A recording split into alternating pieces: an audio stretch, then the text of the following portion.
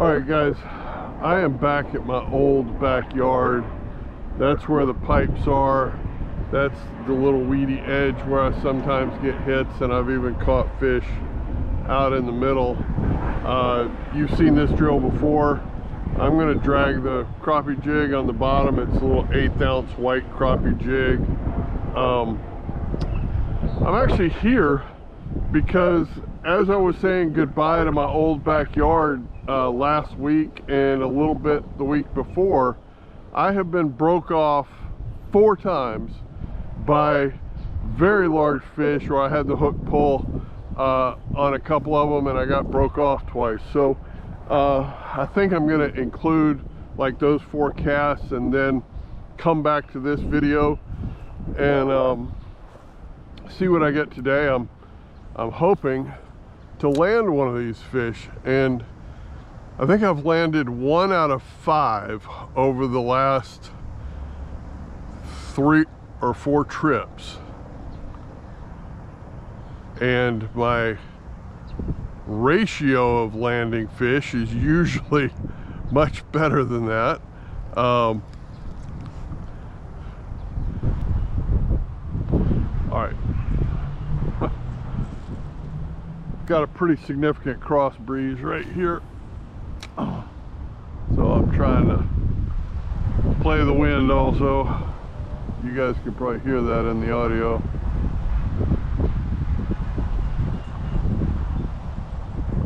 I'd like to get a bite right here because I had, you know, a couple little bottom right there. That's a good fish.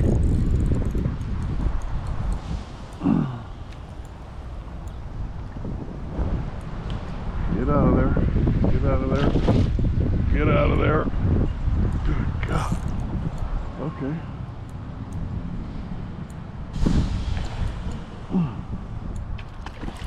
Wow. No. They're there. All right. With any luck, we'll get another one right here. All right.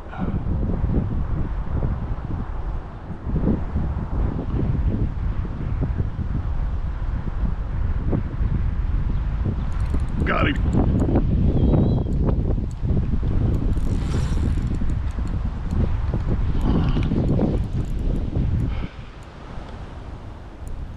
Good Lord, it's another big male.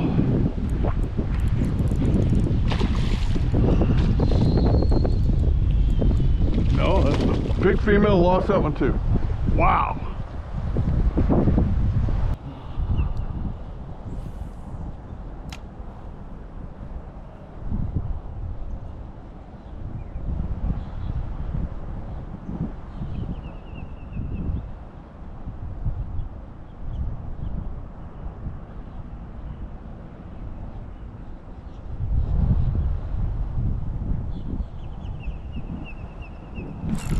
There he is.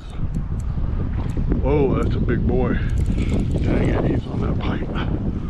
Oh boy, that's a problem. That is a problem. Boy, he's on that pipe. All right, buddy. Come on, I do not want to lose this fish. I did too.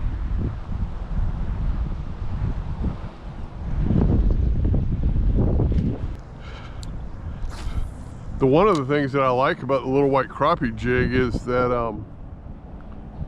you know, typically speaking, right after the hit, which when you're dragging bottom, it's a very light hit. It doesn't feel like a 3 or 4 pound fish getting a running head start and just slamming the lure.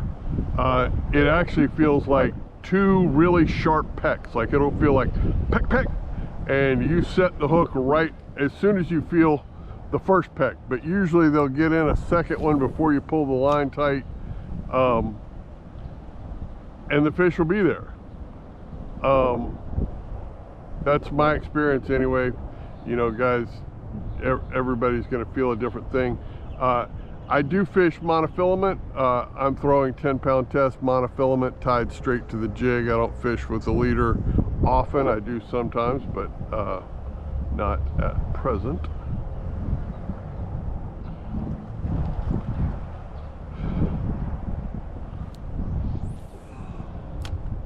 So I'm just repeating this cast every few steps as I, you know, my most dependable spot has been right there on those pipes, but honestly these fish have been all through this side of this little corner of the pond. So I've had hookups all across here. My method is just to, as soon as the cast goes, I'll watch my slack and see, you know, the line will go real slack when the jig touches bottom. It'll be a little tight on the sink,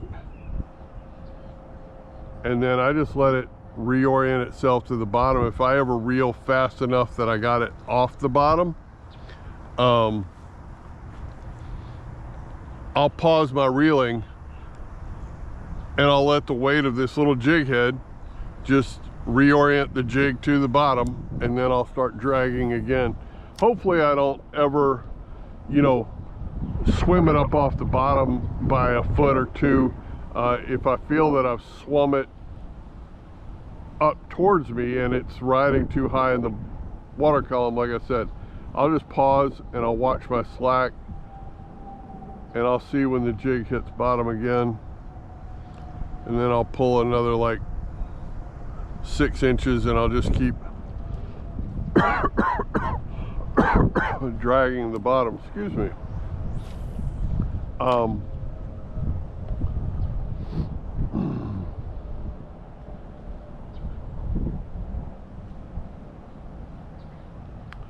If you, it's a little deeper out there in the middle, so it took a little second to sink.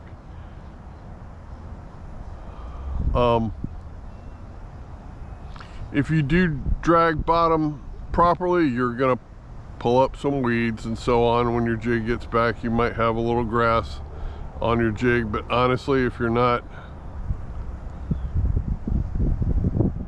doing that, you're not close enough to the bottom. I'm not saying these jigs can't be fished fast like a bucktail. They can be, but by far and away, the most hits that I've gotten have been very much slow dragging, like that.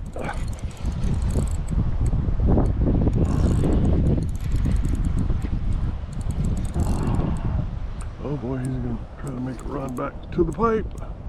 Nope, we're gonna turn him. Okay, good fish. Nope, not back to the pipe. That's a great fish. Okay. Right there in the corner, that's right where I wanted them. All right, I'm gonna land one.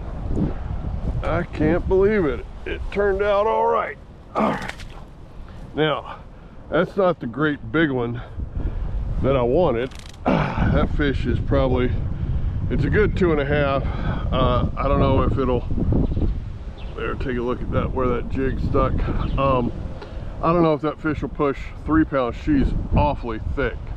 But she's short, probably a couple years old, probably 2.5 pounds. So let's get her back in the water quickly. I don't want to bruise her. I just dropped her and I don't want to bruise her gills.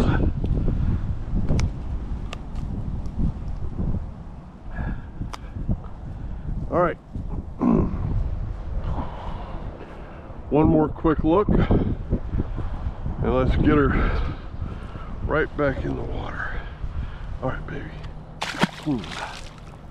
Good job. All right, so I landed one. That wasn't the big that I was hoping for. And she got it inside her mouth. Let's see how frayed up I got.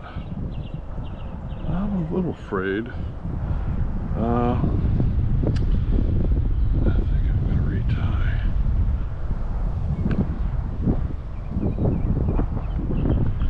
Guys, I'm gonna leave the video running because I just want this kind of raw and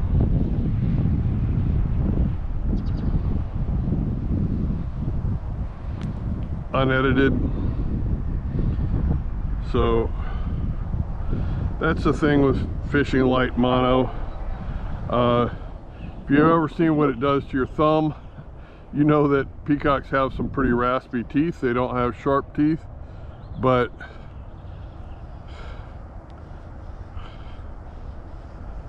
it can put some line abrasion on light monofilament. So that's just a quick retie.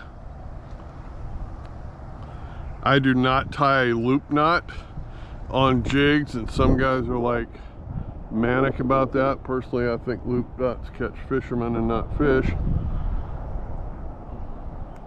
Or I mean, certainly you can catch fish on them.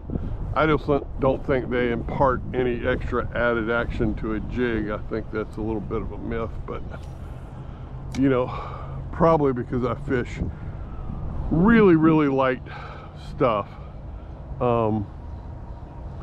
I don't fish heavy stuff, and maybe if I fish heavy line, that would be, you know, a bit of a difference maker. Oh God, there he is. There he is. Okay, that is a quality fish, ladies and gentlemen. I don't know where he is, and I haven't seen him. Yep, that's a toad. Okay, that's probably one that's broken me off a couple times. Nope, don't get down in those weeds. Nope. Oh shit. Oh shit. Oh shit. I gotta get a lip on. I'm gonna lose this fish if I'm not careful. All right, head up, baby. Head up.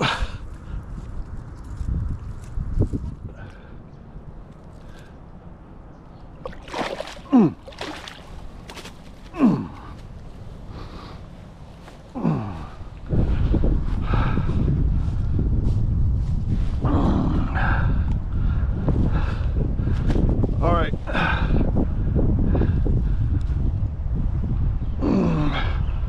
That is probably my personal best right there.